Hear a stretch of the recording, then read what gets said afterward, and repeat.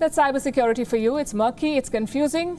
But with traditional security operations, things are relatively clear. You see a battleship on the horizon and you know it's trouble. Just ask China. Britain's most advanced aircraft carrier is sailing towards the South China Sea. It has already linked up with allies for military drills, allies like India. For the first time, China appears rattled here. An armada of democracies is challenging China. Is this where the tide turns in the South China Sea? Our next report tells you. This is Britain's flagship carrier, HMS Queen Elizabeth, a throwback to its days of naval supremacy. These guns can shred incoming jets and missiles. This deck can deploy 40 stealth aircraft. It is 65,000 tons of pure firepower, and it's headed straight to China's backyard. Last week, the supercarrier entered the Indian Ocean. It was flanked by 2 destroyers, 2 frigates, 2 support vessels, and ships from the US and the Netherlands. Their first stop was India. British and Indian navies combined for the exercise Konkan, a long-running military drill between the 2 nations. Around 12 ships, 30-plus aircraft, and 4,500 personnel were part of the exercise. A stamp of authority on the waters of the Indian Ocean. From here, the carrier group will sail to the South China Sea, where an armada of democracies will challenge China's illegal claims.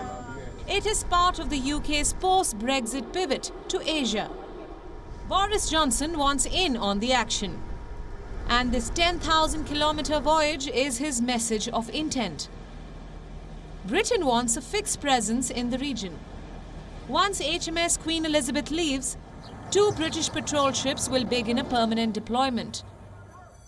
How does China see these moves? As an overt threat. Chinese military experts have conceded the change of tide. One of them, Song Zongping, had this to say.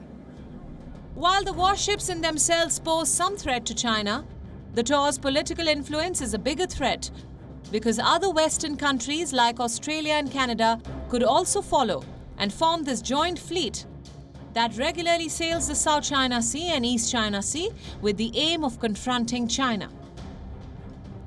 It's Beijing's biggest fear come true. Democratic allies sailing into the South China Sea. For years, China has treated this region like its playground, bullying smaller nations, occupying disputed islands, and dumping waste when no one's looking. Since March this year, China has parked dozens of PLA ships near the Philippines. They haven't budged, despite warnings, protests, and threats. Stationary ships can quite literally be stinkers. And that's what satellite imagery showed last week. The ships are dumping human waste again and again at the same spot. It's piled so high, you can see it from space. What's the Philippines doing about it? Their Coast Guard claims to have driven away a Chinese warship. Now this is uncharted territory for Beijing, a stiff resistance to their piracy. The South China Sea isn't China's backyard anymore.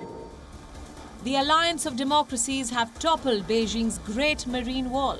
They are sailing through, stopping for military drills and synergizing operations.